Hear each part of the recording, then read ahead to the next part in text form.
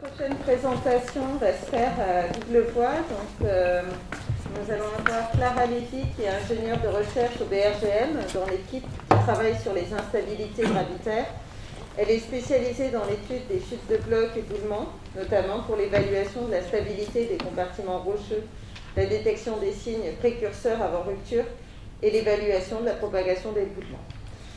La seconde voix est Marie-Aurélie Chanu, qui est chercheur-ingénieur au sein de l'équipe de recherche Géocode au CEREMA sur les mêmes thématiques, thématiques des risques gravitaires, chute de blocs, la détection des signes précurseurs et le traitement de données spatiales 3D et comportement mécanique des écrans de protection sous impact. Donc, je vous laisse la parole.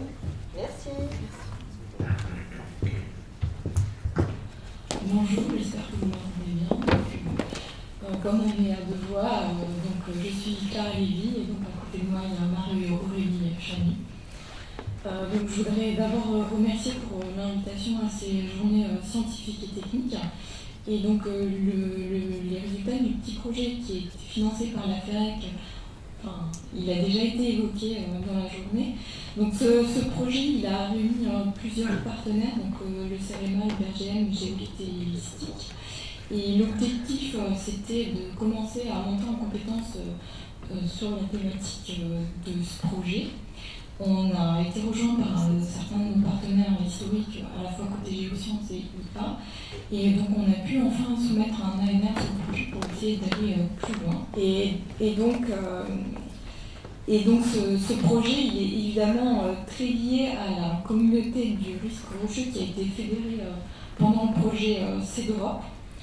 Et donc aussi, le projet, il restera lié très fortement à la communauté fédérée sous le projet CEDEUROP 2.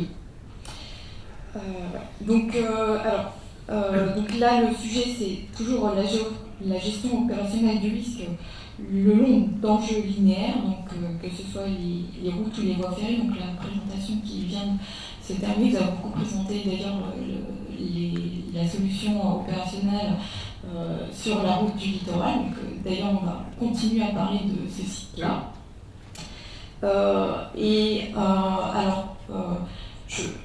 Évidemment, l'idée de ces gestions opérationnelles, c'est de prendre en compte la variation du niveau de risque avec les conditions météo.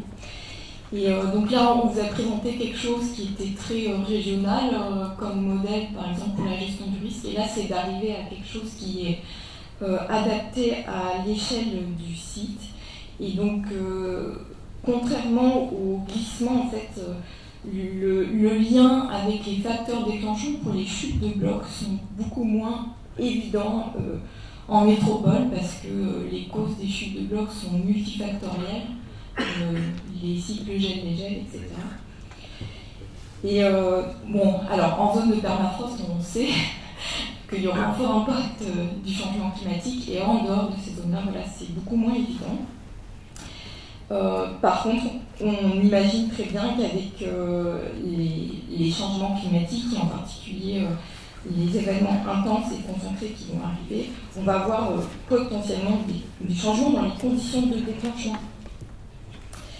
Et donc pour ça, en fait, on aura besoin peut-être de modèles plus performants à l'échelle du site, mais aussi plus adaptatifs et donc plus faciles à déployer sur nos sites. Et donc c'est pour ça qu'on est allé chercher des partenaires en intelligence artificielle pour essayer d'être en mesure finalement d'être plus réactif.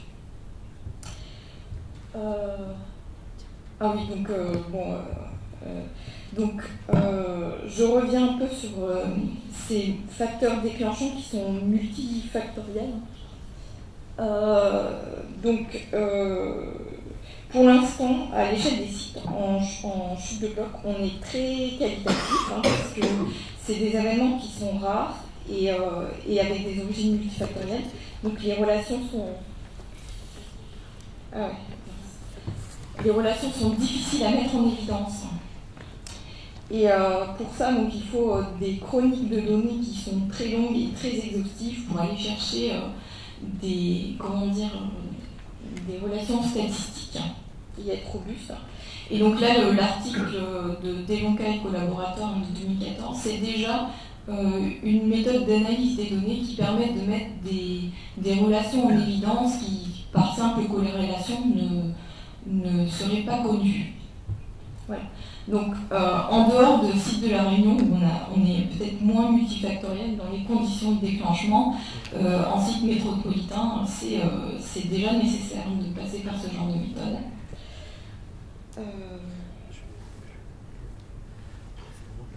Et donc le challenge, hein, c'est de passer de quelque chose qui est assez qualitatif pour la plupart des sites à quelque chose de quantitatif pour aller pouvoir faire de la gestion opérationnelle.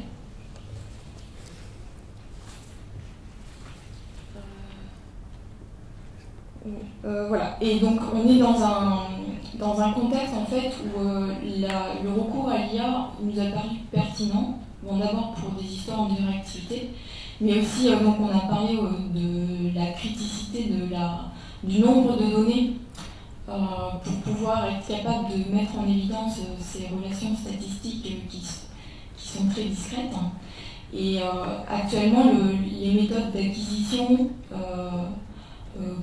performantes pour surveiller des pans entiers de falaise et faire des recensements qui sont beaucoup plus exhaustifs et aussi très avec une fréquence temporelle adaptée à ce genre d'objectif et en développement, mais pour traiter ces données, il faut soit des moyens humains démentiels, soit commencer à s'orienter vers des méthodes aussi telles que l'IA qui nous permettraient de gérer cette quantité de données.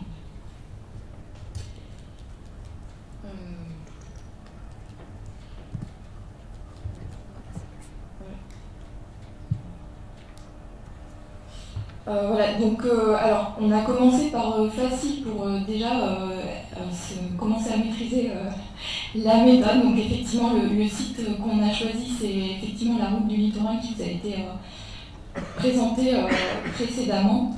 Et donc ici effectivement ce sont les précipitations qui sont le facteur climatique déclencheur principal.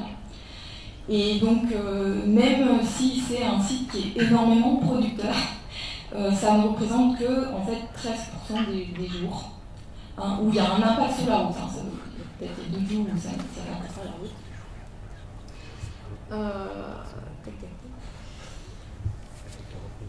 Et donc là, les données qu'on a exploitées ont été donc collectées par le service des routes. Donc on a les dates, les gammes de volume et la localisation des chutes de blocs. Et donc on a utilisé une base de données qui a été collectée entre 2000 et 2007, donc c'est avant une phase de travaux de mise en sécurité qui ont changé évidemment les lois observables. Les pluies quotidiennes, elles sont mesurées par des pluviomètres qui sont installés le long de la route. Voilà. Et donc la règle experte qui permet pour l'instant la gestion de fermeture de la route, elles vous ont été présentées précédemment. Donc je l'ai redit, c'est pour des cumuls de pluie sur 24 heures supérieures à 30 mm, il y a un basculement de la circulation côté mer qui se fait sur 72 heures. Et entre 15 et 30 mm, c'est sur 24 heures. Donc là, cette première analyse, elle s'est concentrée sur une analyse temporelle de la relation chute de bloc pluie. Mais si vous voyez dans l'image, à la slide précédente, voilà, donc les points rouges, ça correspond à la localisation des événements le long de ce linéaire routier. Et donc en fait, on voit aussi qu'il y a un facteur spatial très important. Donc ça c'est pour le futur, on sait faire ça. Voilà.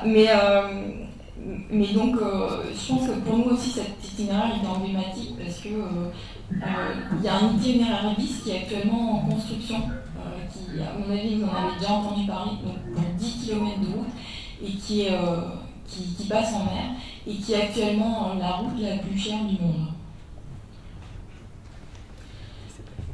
Donc, alors ça, bon, du coup, vous avez déjà une idée, mais c'est pour bien vous montrer la relation assez évidente qu'on constate entre la pluie et l'occurrence de chute de blocs.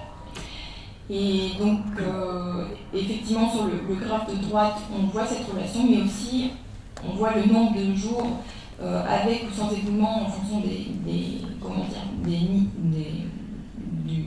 la pluie. Mais on a quand même un certain nombre d'événements qui ne sont pas, pour l'instant, corrélés, on va dire, enfin reliés de manière causale avec des événements de pluie. Je vais laisser la parole à Marie-Aurélie pour qu'elle puisse vous présenter un petit peu les méthodes IA qui ont été testées, donc le principe, et puis du coup les résultats. Merci Clara. Du coup, alors les modèles prédictifs, l'idée en fait c'était en entrée de nos modèles, on a les pluies journalières des 5 à 10 jours précédents et en sortie. Non pas la sortie c'est 0, il n'y a pas de chute de bloc, et 1, il y a au moins une chute de bloc. Alors du coup, notre modèle de référence en fait, c'était donc la règle qui a été présentée par Dominique précédemment, qui avait été mise au point par le CT et par Dominique en particulier, donc pour la gestion opérationnelle de la route. Et donc on a mis en place 3 types, on a testé 3 types de modèles du machine learning, le modèle des plus proches voisins, le modèle type arbre de décision et le modèle type réseau de neurones. Donc rapidement, pour expliquer plus proche voisin, c'est assez simple en fait. Pour prédire pour un individu, on regarde les individus qui sont proches de lui et qu'est-ce qu'ils ont donné en sortie. On va prédire en fonction des individus proches. Donc dans ce cadre-là, en fait, c'est souvent le paramètre, le nombre de voisins qui va entrer en compte. Le deuxième type de modèle, type arbre de décision, donc un arbre de décision, c'est le graphe que vous avez au milieu. Donc là, en fait, c'est une suite de règles de décision logique binaire, en fait. Et à chaque embranchement, en fait, on a un test sur une variable d'entrée. L'idée, en fait, des arbres de décision, donc là, c'est un arbre de décision simple. On peut définir la profondeur, c'est-à-dire le nombre d'étapes division successives des branches, en fait, le nombre d'éléments par branche. Mais après, on peut aller plus loin et faire des agrégations d'arbres de décision. C'est ce qu'on appelle le bagging et puis les types random forest. Donc, on a aussi investigué ces types-là parce qu'un seul arbre de décision, c'était un peu juste. Et le dernier type de modèle testé, c'était les réseaux de neurones. Donc les réseaux de neurones, je pense que vous connaissez, mais en fait le principe c'est, on a une couche d'entrée, alors avec nos données d'entrée, un neurone par entrée. Ensuite, on a un certain nombre de couches intermédiaires qui sont systématiquement, enfin qui sont reliées aux couches précédentes et qui envoient de l'information aux couches suivantes. Et après, en sortie, on a notre couche de sortie. On a notre couche de sortie qui est ici la prédiction, en fait, est-ce qu'il y a ou non des chutes de bloc. Il faut voir que chaque neurone il va être défini par des poids, par un biais, par une fonction d'activation. Et donc, en fait, ça devient très vite un système qui est assez compliqué. Et nous, on a testé 2 types de réseaux de neurones. Des réseaux de neurones denses et des réseaux à convolution. Donc quand je dis on, en fait, c'est le consortium parce que c'est sur la partie réseau de neurones, c'est le labo holistique spécialisé en intelligence artificielle de l'Université Savoie-Mont-Blanc qui a travaillé sur ces sujets. Ensuite, donc l'idée en fait, c'était de dire, on va construire notre modèle sur un set d'entraînement, donc c'est les données de 2000 à 2004. Et ensuite, on va l'évaluer sur le jeu de test, donc de 2005 à 2007. Alors ensuite, évaluer la performance. Donc en fait, classiquement, dans les classifieurs, donc nous à 2 classes, en fait, on dresse la matrice de confusion. Donc cette matrice de confusion, en fait, elle permet de... En fait, c'est une matrice de 2 qui permet, en fait, d'établir les vrais négatifs, c'est-à-dire les jours où, en réalité, il n'y a pas de chute de bloc et le modèle prédit bien qu'il n'y a pas de chute de bloc. Les vrais positifs, c'est les jours où en fait il y a des chutes de bloc et le modèle prédit qu'il y a des chutes de bloc, et puis après on a les faux positifs et les faux négatifs qui permettent de dire qu'il y a une mauvaise prédiction du modèle par rapport à la réalité. Et à partir de cette matrice de confusion, il y a plusieurs métriques qui peuvent être dérivées. Nous on a utilisé en particulier l'exactitude en fait, et en particulier l'exactitude pondérée, parce qu'en fait vous avez vu que la maladie, en fait, on a beaucoup plus de jours où il n'y a pas d'événements qu'il y a d'événements, donc du coup, en fait, comme les 2 classes étaient déséquilibrées, on a utilisé l'exactitude pondérée qui permet de calculer le taux de prédiction, en fait. Et ensuite, on a utilisé le rappel, en fait, qui est la fraction, en fait, de bonnes prédictions parmi toutes les chutes de blocs qui ont été réalisées. Et donc, en fait, ce qui est intéressant là, et ce qu'on a travaillé, c'était de se dire, en fait, si on optimise, en fait, nos modèles, si on augmente le rappel, ça veut donc dire qu'on va augmenter la sécurité des automobilistes.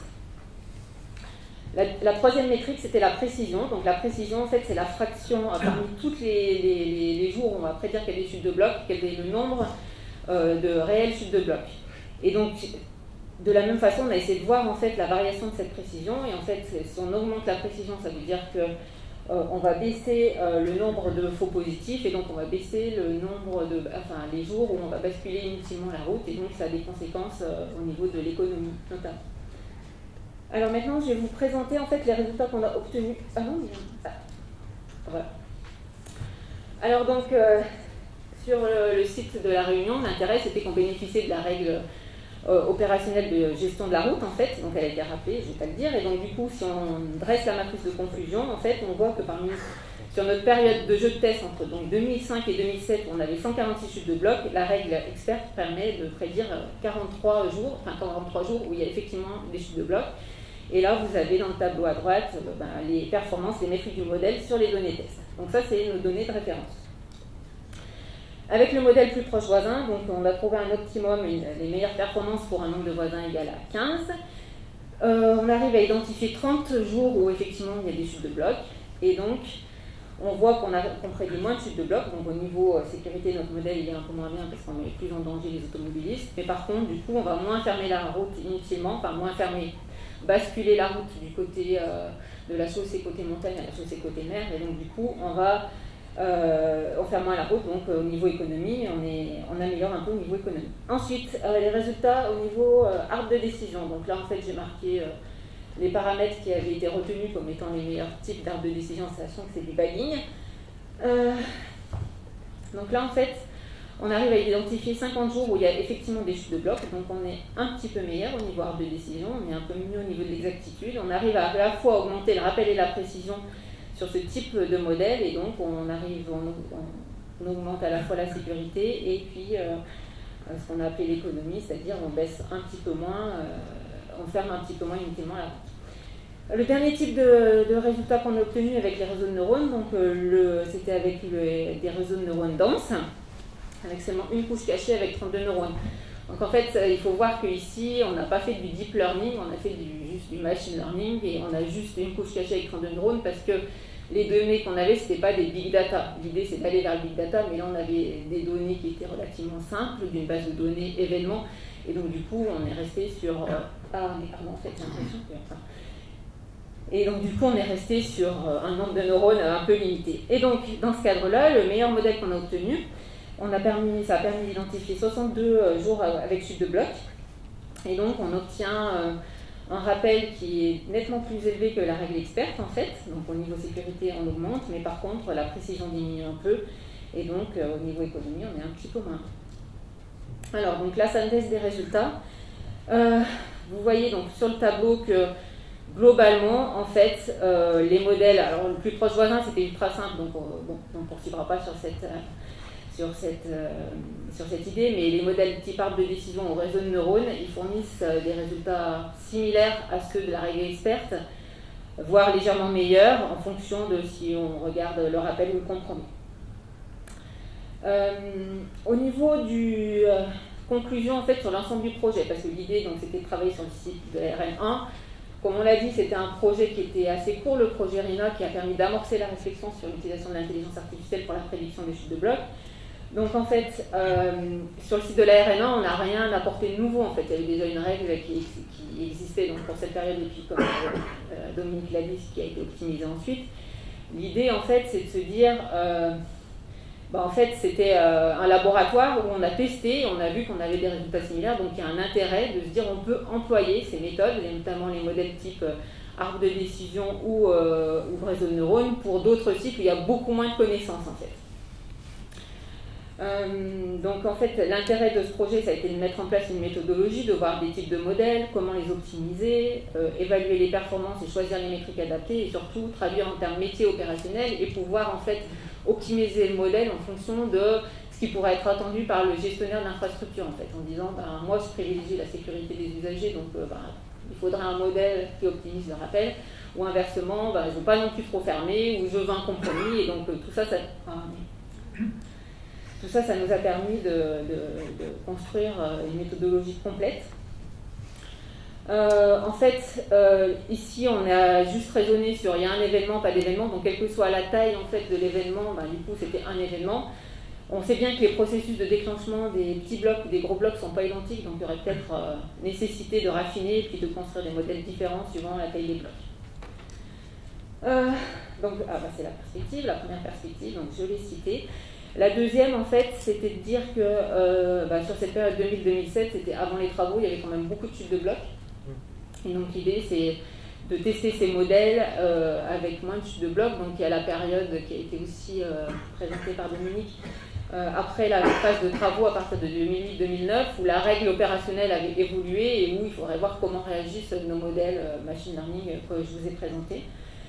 Et ensuite, il y a deux idées qui sont des sujets de réflexion dans la communauté IA et qui concernent à la fois le transfert de modèles prédictifs d'un site sur un autre à moindre coût, c'est-à-dire qu'on a beaucoup travaillé sur un site qui avait par exemple beaucoup d'instrumentation et sur lequel on a pu baser en fait un modèle. Et ensuite, comment est-ce qu'on va le déployer sur un autre site à moindre coût en rajoutant... Oula. Bon, c'est pas grave, j'ai pas besoin de ça. Comment on va le déployer sur un autre site où on aura un peu moins d'instrumentation et où on n'aura pas tout ce travail de réapprentissage, et donc c'est la question du transfert learning. Et la deuxième piste de développement aussi, c'est sur l'explicabilité des modèles, parce que vous voyez que la règle opérationnelle, elle est simple. Ce qui est fourni par des réseaux de neurones, c'est beaucoup plus compliqué à appréhender pour un humain, donc ça peut être efficace, mais dans le processus de prise de décision, à un moment, il faut qu'aussi ça puisse être interprétable et compréhensible. Donc du coup, il y a cette piste aussi de développement et de compréhension des modèles. Tout ça, c'est des choses qu'on souhaite poursuivre à développer et qui ont fait l'objet du dépôt d'une ANR qui est pilotée par Clara, et donc on espère qu'on pourra travailler sur ces sujets et qu'on aura un succès lors de l'appel à projet générique de l'ANR. Merci beaucoup. Merci pour votre attention.